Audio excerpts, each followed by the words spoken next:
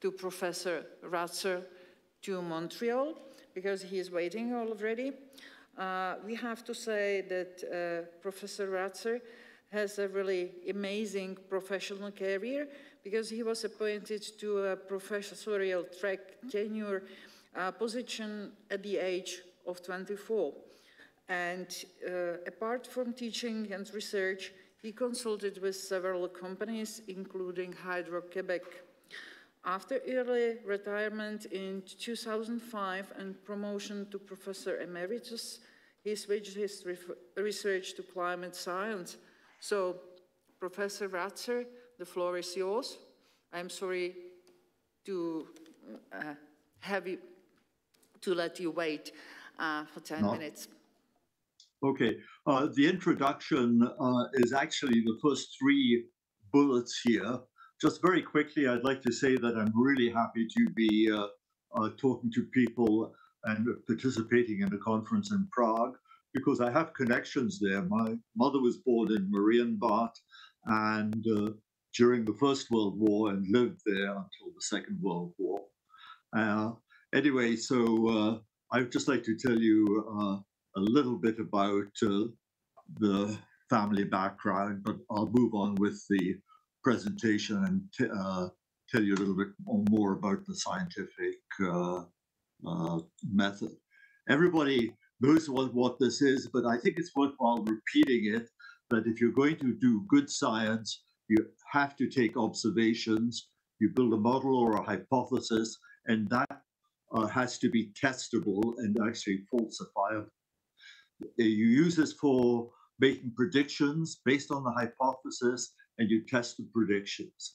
And the one which I really like, the underlined in blue ones are links, if you have the slides. And Richard Feynman has the beginning of a lecture at Cornell, and he says, if the prediction disagrees with the observed rights, the actual hypothesis is wrong. So it's worthwhile seeing that. We've had talks from Dr. Scarfetta, and just to point out, there are about 40 climate models altogether. 39 of them fail this test of validation or verification. And by the way, the very worst one is the Canadian one, and the very best one is the Russian one, which has a very low ECS, that's equilibrium climate sensitivity. I went to Glasgow University, and the most famous physicist there was Lord Kelvin, and he said all science is numbers, and I'm going to actually show you some examples where the numbers help you understand what's happening. So let's move on to the next one. This conference is organized by Clintel, and I've given complete talks about the story of CO2, and this one slide summarizes what's called the World Climate Declaration. And if you haven't read that, please type those 3 words into your favorite browser, World Climate Declaration, and you will get one page which has these major points on it. So CO2 is vital to all life on Earth. It's absolutely essential. It's part of the process of photosynthesis, which is taught in high schools, and it combines CO2 and water with sunlight, and that produces oxygen, which we all breathe, and sugars, which the plants make into leaves and seeds and their trunks and what have you.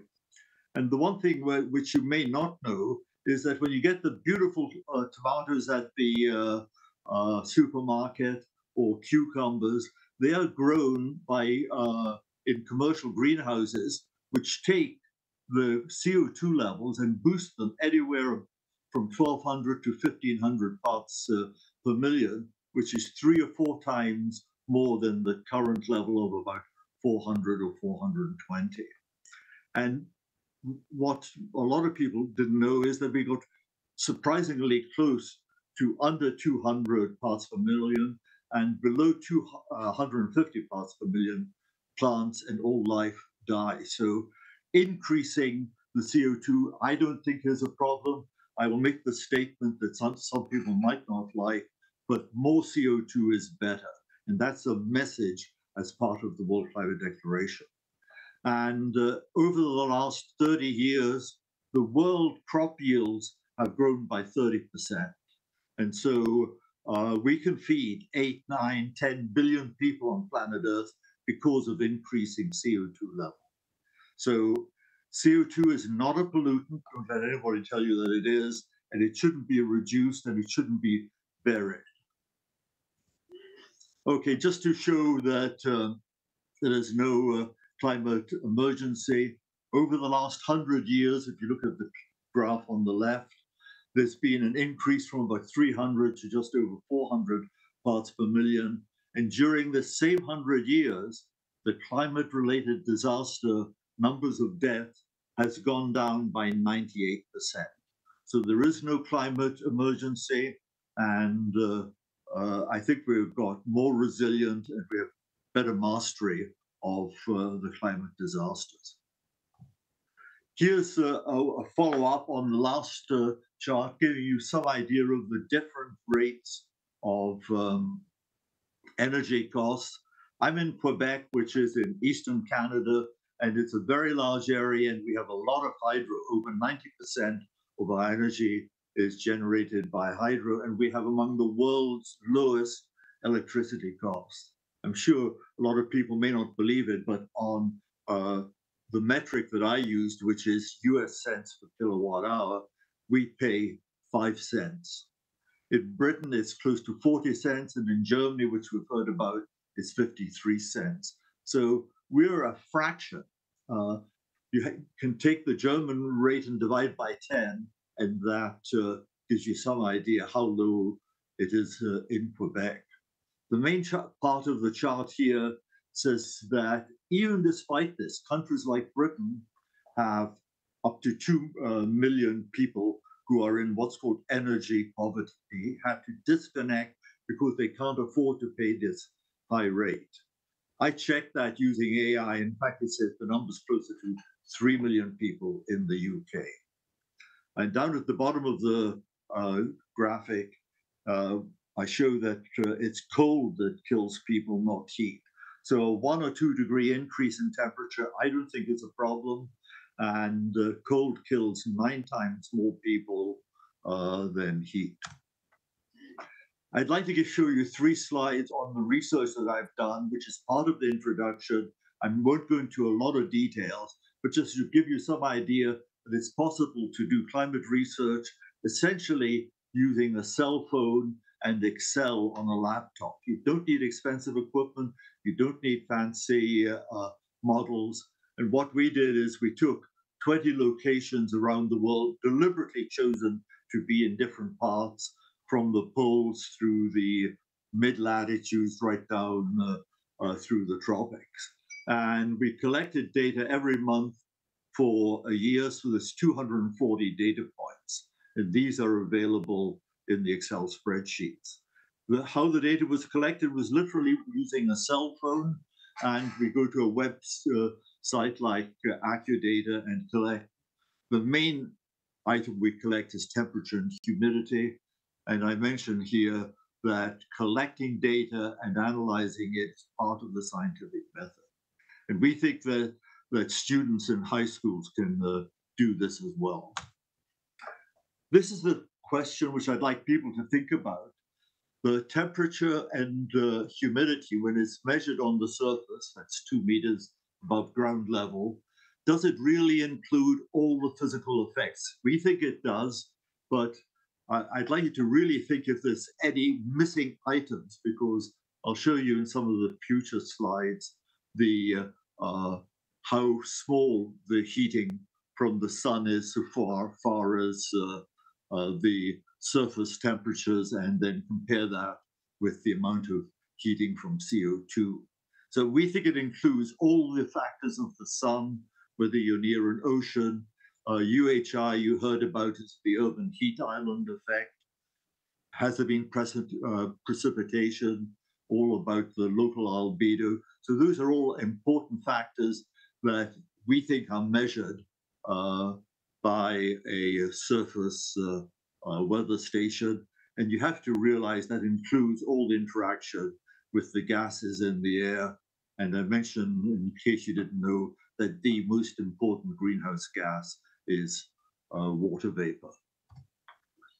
Okay, so we've got a total of 6 papers altogether which have been published, and they all do use the same basic data, collecting temperature and humidity. We put it in an Excel file, and to the Excel program, we add a further computer program called Humid Air, and it is a program that you can buy for $5 or $10 a month. You can rent it or you can buy it outright. And what it implements are the ideal gas laws. So in bold here, it says the main gas law says pressure times volume is proportional to temperature. The version we use is called the molar version. Again, pressure times volume is equal to the number of moles. R is the gas constant, and T is the temperature. They're both the same. One would be used more by chemists, and but the ideal gas laws, again, are taught in high school. Okay, so we'd like you to have a look at the kinds of research and the kind of results we get by just doing that kind of work. So here we show the picture of the world, and we do divide it into the polar regions, the mid-latitudes, and the tropics in the middle. And in the tropics, most people know that it's hot and humid, but do you know how much more molecules of water vapor there are compared to CO2? And our research shows, based on the data that we collected, it's 80 times or 90 times and over 100 times more water vapor than CO2. So all the heat from the sun, the majority of it finishes up in the tropics, and you'll see that the tropics are about 40% of the Earth's surface, but it collects up to 70% of the heat is collected in that tropical region. One of the things we heard mentioned by Dr. Scarfetti was the impact of feedbacks. We believe that the local temperature, when you measure it with a local weather station, includes all the local feedbacks. There is a general principle, Chatelier's principle, that says that weather systems where temperature and pressure are involved actually have a forcing which brings it back to some kind of equilibrium. So it gets back to a new equilibrium, not mainly the same place. And people like Will Happer and Dick Lindzen, they agree that these feedbacks in general are negative in nature and will bring you back to a quasi-stable but dynamic system. And the next slide was suggested by a comment to me by Will Happer that says enthalpy is really irrelevant.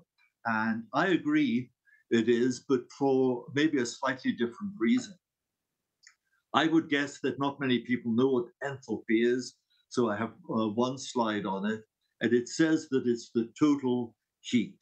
It's measured in joules or kilojoules per kilogram, and if you do this on a global basis, you get some big numbers, but I'd like you to think of a cup of coffee.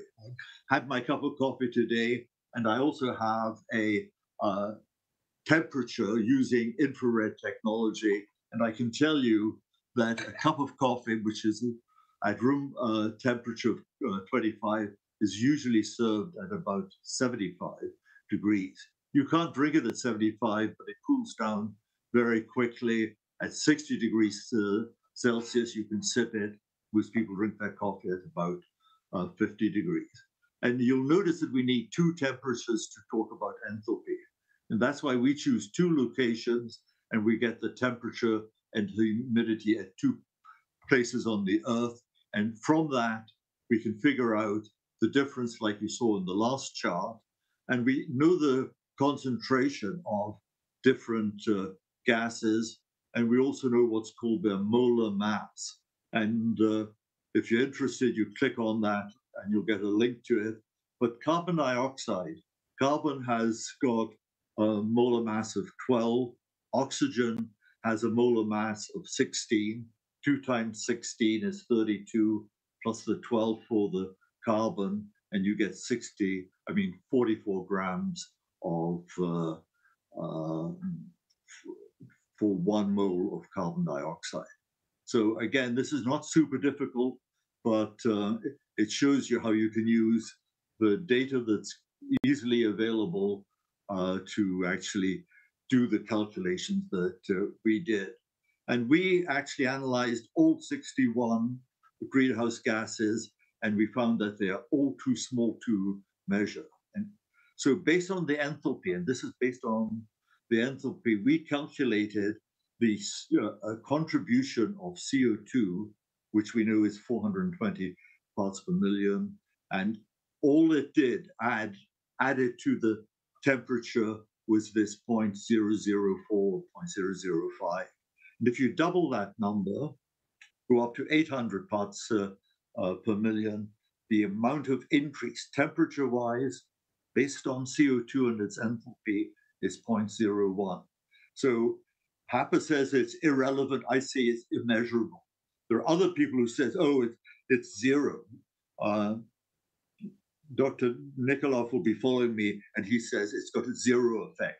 I say it's close to zero, but it's essentially irrelevant and immeasurable.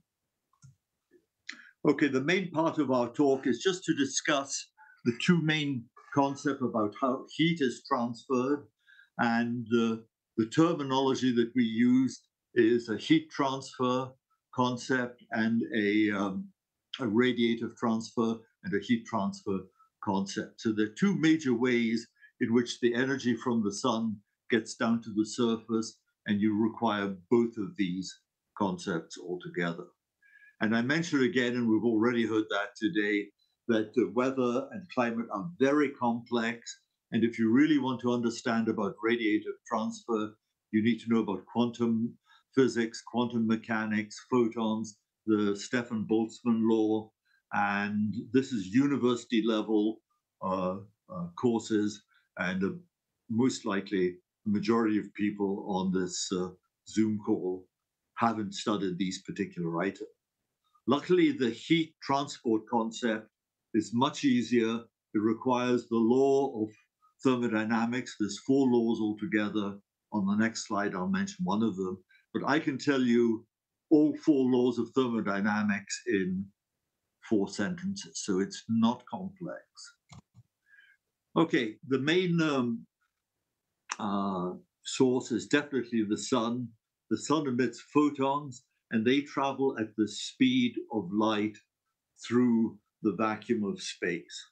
These photons vibrate at all sorts of different frequencies, and these frequencies form what's called the spectrum, which you can look at.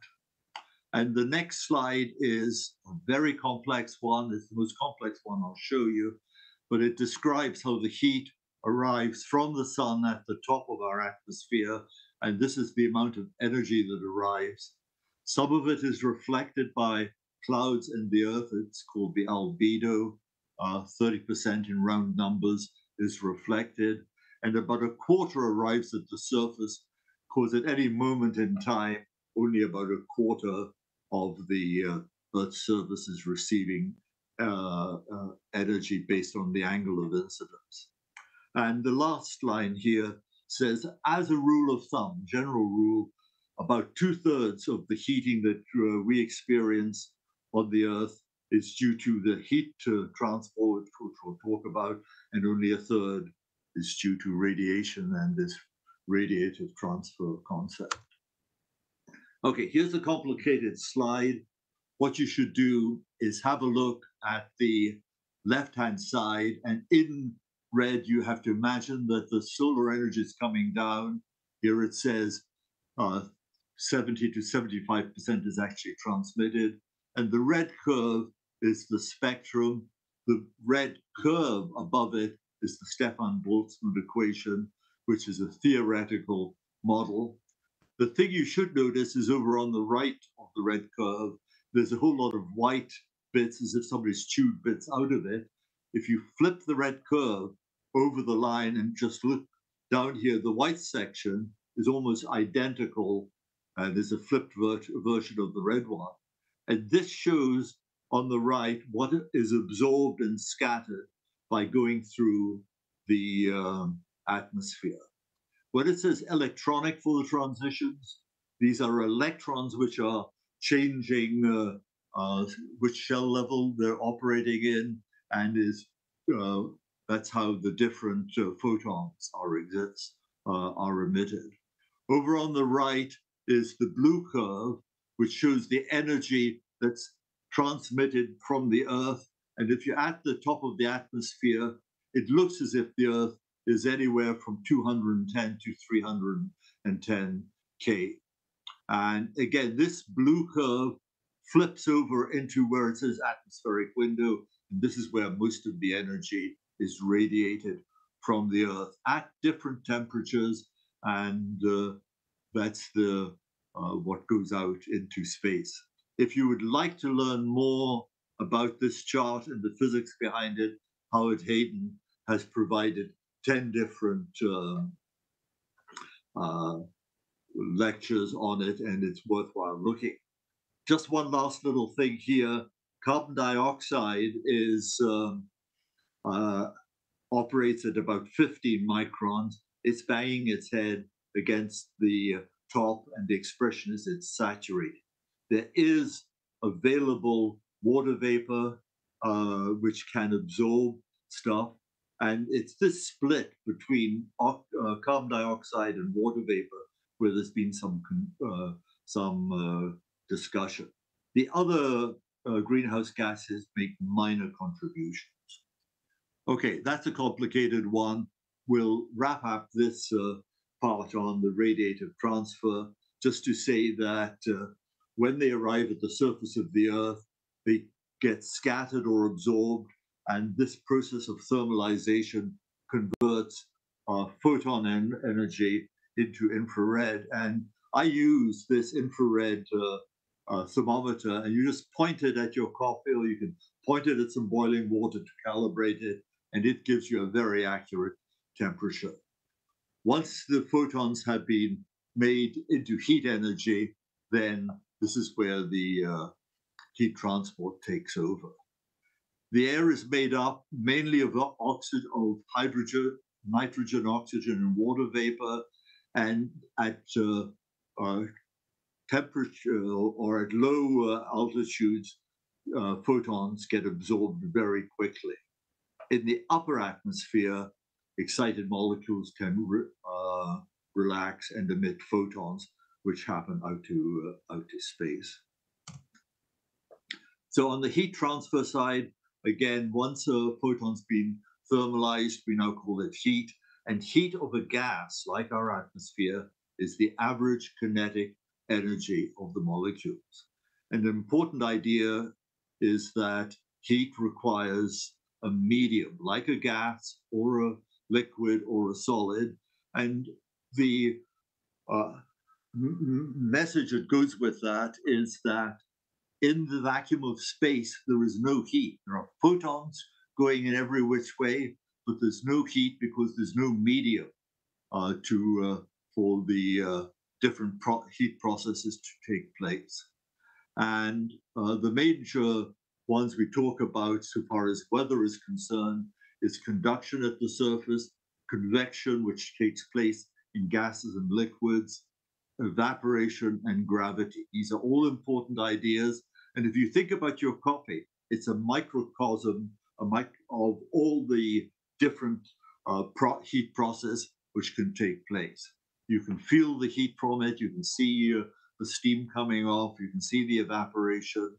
And so far as weather is concerned, from our oceans, which are 70% of the Earth's surface, convection is the important heat process. And it's sunlight hitting the oceans that evaporate water. And the next bullet point just points out how much energy is needed to evaporate water. This is called the latent heat of evaporation. You can check on Google or by AI, and you need about 250 kilojoules per kilogram. And that's equivalent of all the heat in 4 coffees. So just to give you some numbers again, when you cool down your coffees, you lose about 50 degrees, and that's 4 coffees would evaporate 1 kilogram of water altogether. Other important ideas, which you'll hear more about in the next talk, is gravity, which is an important force. It's to do with whether colder liquids go to the bottom or whether they rise. So when the warmer they rise, likewise for gases, they rise upwards, and it's the concept of buoyancy of rising up against gravity. At the dew point, condensation takes place, and that releases more heat. And that's a further gain in potential energy. Okay, this particular slide is talking about how heat is transported by winds in the ocean. One important point which wasn't mentioned quite as much is the oceans, from a heat capacity point of view, have 1,000 times more heat capacity than the ocean. So if you compare the mass of the oceans to the mass of the air, and then you take into account the specific heat of air and water, you come up with a factor of 1,000. If you'd like to check that, type that into your favorite AI system, and it will tell you that's the approximate amount. So the ocean currents are much more important for transferring heat towards the poles, and the Gulf Stream is, I think, a very good example of this. It moves very slowly, 4 knots, 5 or 6 miles an hour, but it keeps all of Scandinavia ice-free. The winds are important between the trade winds, the jet stream, and these Hadley cells, which you will see in other presentations. They move heat around, but again, the largest movement of heat is from the oceans. Most people may not have heard of the volcanoes under the ocean. Tonga was a submarine volcano, and if you really pay attention, our papers were produced mainly by my co-author, Doug Lightfoot, and this chart on the right is showing you that the last 16 months, the last 16 readings have been above the IPCC goal for 2030. This is already, we've gone up a degree and a half, and 16 readings from the extra water vapor in the stratosphere is up here. So Tonga erupted in 2022. It's now over 2 years later, almost 3 years later. And the good news that I can see is that the spike in temperatures is now starting its way down. And in a couple of years, it's expected to be down here where this dashed line is. So that prediction is from Professor Zharkova, who you'll hear as well. And she has got a completely different technique for projecting the cold season that is coming. So anyway, the volcanoes are important for El Nino, and there are warm blobs in both the Pacific and the Atlantic, which have been described by other researchers on this area. Okay, there's been quite a bit of discussion between the two concepts, the radiative transfer and the heat transport. And just to make it clear the difference between the two, photons travel at the speed of light through space. They also travel through our atmosphere. And anything that travels slowly, whether it's a gas, a wind, or a river, they travel very slowly, and most likely heat is involved. So the top of the atmosphere, that's 150 kilometers high, only radiation from photons can cross this boundary, both coming in and going out. In the vacuum of space, there is no heat. So heat doesn't go out, it's electrons that go out. But the incoming electrons, as I said, go through the atmosphere. They may hit clouds, they may hit the surface, and they are then transformed. I said before, there are 4 laws of thermodynamics. The first one is called the conservation of energy, that energy cannot be created or destroyed. The other ones, I'm running out of time, so I won't go into them, but if you click on this, you will see what the 4 laws are. Gravity is going to be the main aspect that Dr. Nikolov, who I'm sure is standing in the wings, is going to talk about. And the lapse rate is really an important experience. If you climb a hill, climb a mountain, the temperature goes down by about 10 degrees per kilometer. If you're a pilot, you use the number 6.5 because it's not perfectly dry, the atmosphere. So there's a slight change there. Okay, I'll just mention that I've been nominated to be a moderator and host of a climate discussion group. And on this call is John Shanahan. He's the main author and person that runs this website, allabout-energy.net. And if you would like to join this discussion, you could send me an email, but you can go to this website and read all the discussions so far without actually being a contributor. The next slides are really just, I'll go through them very quickly, are the kinds of things that people have been commenting previously on this session, but also in emails, that net zero is a complete disaster and you don't want to go there. I showed you the difference in costs if you don't go net zero and have good reliable energy production or electricity production. I believe that no country will really get to pure net zero by 2050. I think it's not possible. So the energy rates, as we've seen both in my talk and the previous one, are very high. They're high in California, where they're trying to get rid of nuclear and going to wind and solar. They also import most of their backup heat from their neighbors. So intermittent wind and solar are intermittent, unreliable, and expensive, and absolutely not recommended. The last one here might be a surprise. Wind, solar, nuclear, and hydrogen do not produce any products. They produce electricity, but because of the petrochemical industry, the products that some people in the Western world use, like cell phones and cars and plastics and resins, all require the petrochemical industry. And countries that, like Britain, and you've heard from other ones, are losing their industrial capacity if they've tried to move to wind and solar. So chemicals and minings are, and making steel. Britain is just going to be closing down its last steel plant. It's a complete disaster. Last week, there was a good talk about this by Dr. Samuel Fafari, and you can go and find that. In the Netherlands, farmers are complaining. This link is to farmers in the States who are against the problems of installing wind and solar. So there have been many elections this year. There will be a change of government next year in the States.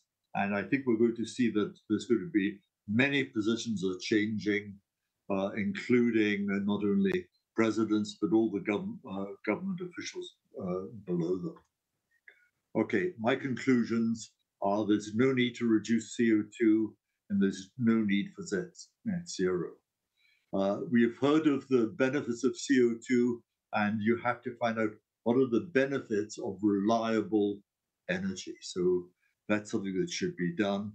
For people who don't have electrical energy, they should be allowed to develop coal and move to oil as well. And that's how people improve their standard of living. Over 1 billion people in China have been brought out of poverty by using coal generation and giving them electricity. The other point we've already gone over, that fewer people are dying from climate disasters because we are really mastering our control of climate. People climb out of poverty with safe, stable environments. So provided there's no wars, they require inexpensive and reliable electricity. The clean energy technologies for coal are definitely work. They do increase the costs, but they are available and should be used. CO2 is not a pollutant. It doesn't have a zero thing, but it's a very tiny warming effect.